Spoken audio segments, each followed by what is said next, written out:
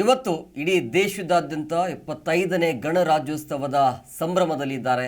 So ಅದೇ ರೀತಿಯಾಗಿ ಬೆಂಗಳೂರಿನ ಮಾಣಿಕ್ ಷಾ ಪರೇಡ್ ಮೈದಾನದಲ್ಲಿ ಇವತ್ತು ಕಾರ್ಯಕ್ರಮ ಕೂಡ ಇರುತ್ತೆ.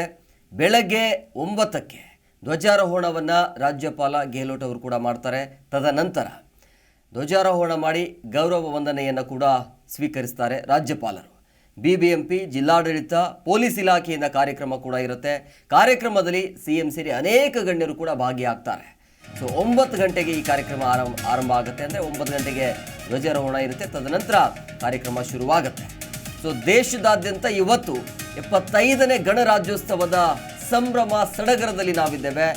ಬೆಂಗಳೂರಿನ ಮಾಣಿಕ್ ಷಾ ಪರೇಡ್ ಮೈದಾನದಲ್ಲಿ ಕಾರ್ಯಕ್ರಮ ಕೂಡ ಇದೆ.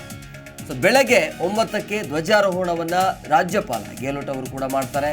ಧ್ವಜಾರೋಹಣ ಮಾಡಿ ಗೌರವ ವಂದನೆಯನ್ನು ಸ್ವೀಕರಿಸಲಿದ್ದಾರೆ ರಾಜ್ಯಪಾಲರು.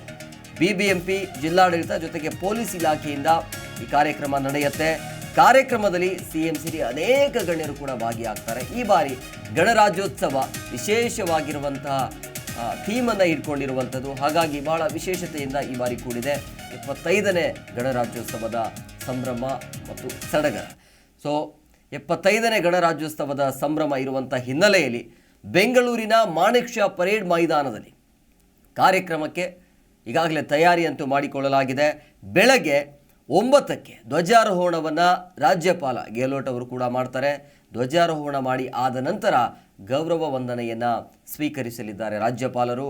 ತದನಂತರ ಬಿಬಿಎಂಪಿ, ಜಿಲ್ಲಾಡಳಿತ, ಪೊಲೀಸ್ ಇಲಾಖೆಯಿಂದ ಕಾರ್ಯಕ್ರಮ ಕೂಡ ಇರುತ್ತೆ. ಈ ಒಂದು ಕಾರ್ಯಕ್ರಮದಲ್ಲಿ ಸಿಎಂ ಸೇರಿ ಅನೇಕ ಗಣ್ಯರು ಕೂಡ ಭಾಗಿಯಾಗ್ತಾರೆ. ಸೊ ಇವತ್ತು 75ನೇ ಗಣರಾಜ್ಯೋತ್ಸವದ ಸಂಭ್ರಮ ಸಡಗರ. ಹಾಗಾಗಿ ಬೆಂಗಳೂರಿನಲ್ಲಿ ಮಾಣಿಕ್ ಷಾ ಪರೇಡ್ ಮೈದಾನದಲ್ಲಿ ಕಾರ್ಯಕ್ರಮವನ್ನು ಮಾಡೋದಕ್ಕೆ ತಯಾರಿಯಂತೂ ಆರಂಭ ಆಗಿದೆ.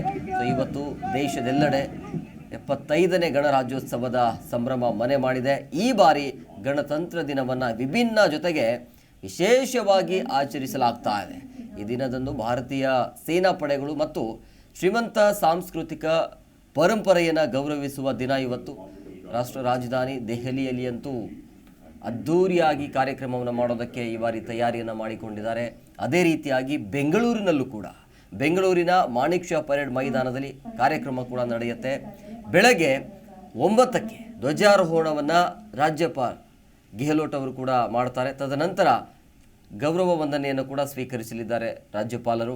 ಬಿಬಿಎಂಪಿ, ಜಿಲ್ಲಾಡಳಿತ, ಪೊಲೀಸ್ ಇಲಾಖೆಯಿಂದ ಕಾರ್ಯಕ್ರಮ ಕೂಡ ಇರುತ್ತೆ. ಈ ಕಾರ್ಯಕ್ರಮದಲ್ಲಿ ಸಿಎಂ ಸೇರಿದಂತೆ ಅನೇಕ ಗಣ್ಯರು ಕೂಡ ಭಾಗಿಯಾಗ್ತಾ ಇದ್ದಾರೆ.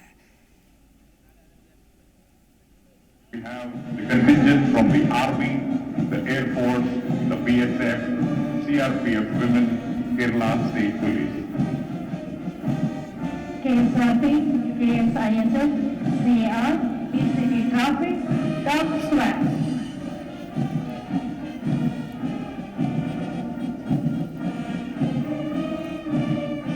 We also have additional services, the NCC, the Excise Department, Home Guards, Fire Force.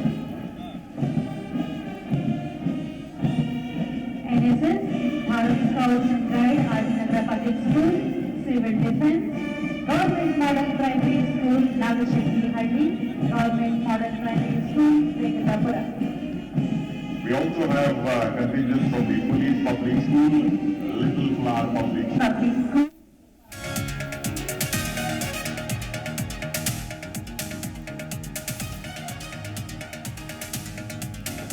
ಇನ್ನು ಬೆಂಗಳೂರಿನ ಮಾಣಿಕ್ ಷಾ ಪರೇಡ್ ಮೈದಾನದಲ್ಲಿ ಕಾರ್ಯಕ್ರಮ ಇರುವಂಥ ಹಿನ್ನೆಲೆಯಲ್ಲಿ ಮಾಣಿಕ್ ಷಾ ಪರೇಡ್ ಮೈದಾನದಲ್ಲಿ ಖಾಕಿ ಬಿಗಿ ಬಂದೋಬಸ್ತ್ ಏರ್ಪಡಿಸಲಾಗಿದೆ.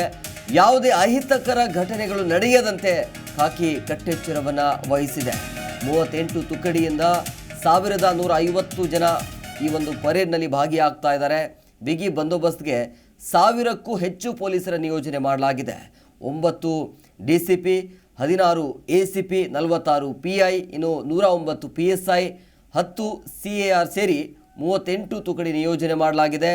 ಸಂಚಾರ ನಿರ್ವಹಣೆಗೆ 4 DCP ನೇತೃತ್ವದಲ್ಲಿ 575 ಪೊಲೀಸರ ನಿಯೋಜನೆ ಆಗಿದೆ.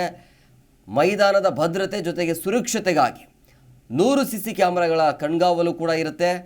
2 ಬ್ಯಾಗೇಜ್ ಸ್ಕ್ಯಾನರ್ ಜೊತೆಗೆ ಇಲ್ಲಿ ವ್ಯವಸ್ಥಿತವಾಗಿರುವಂಥ ಸಂಚಾರ ನಿಯಂತ್ರಣ ಕೂಡ ಮಾಡಲಾಗಿದೆ.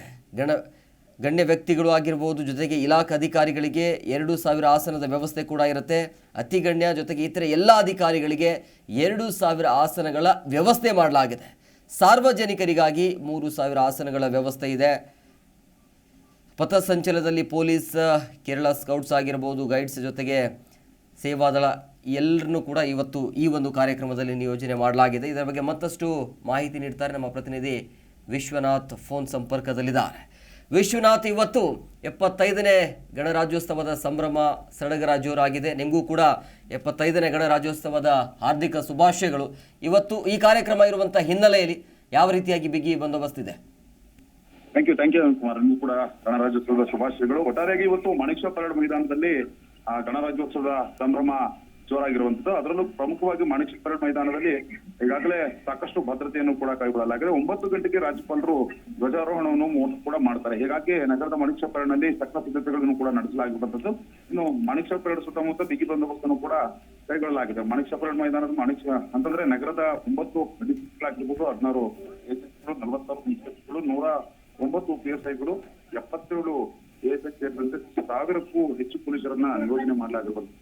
ಸಂಚಾರ ನಿರ್ವಹಣೆಗಾಗಿ 4 DCP, 6 ACP, 21 PI ಸೇರಿದಂತೆ 575 ಸಿಬ್ಬಂದಿಯನ್ನು ಕೂಡ ನಿಯೋಜನೆ ಮಾಡಲಾಗಿದೆ. ಇನ್ನು 10 KSRP, KR ತುಕಡಿ, 2 ಅಗ್ನಿಶಾಮಕ ವಾಹನ, 2 ಆಂಬ್ಯುಲೆನ್ಸ್, ಕ್ಷಿಪ್ರಗತಿಯ ಕಾರ್ಯಾಚರಣೆ ಪಡೆ, ಹಾಗೇನೆ ಡಿ-ಸ್ಕ್ವಾಡ್ ಕರ್ತವ್ಯಕ್ಕೆ ನಿಯೋಜನೆ ಮಾಡಲಾಗಿರುವಂತದ್ದು.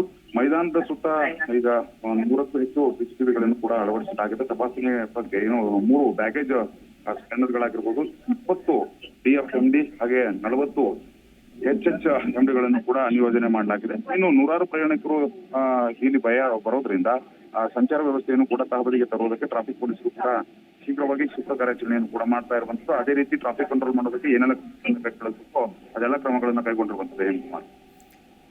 ಓಕೆ, ಥ್ಯಾಂಕ್ ಯು ವಿಶ್ವನಾಥ್, ನಿಮ್ಮೆಲ್ಲ ಡೀಟೇಲ್ಸ್ಗಾಗಿ. ಸಚಿನ್ ಸಿನ್ಹಾ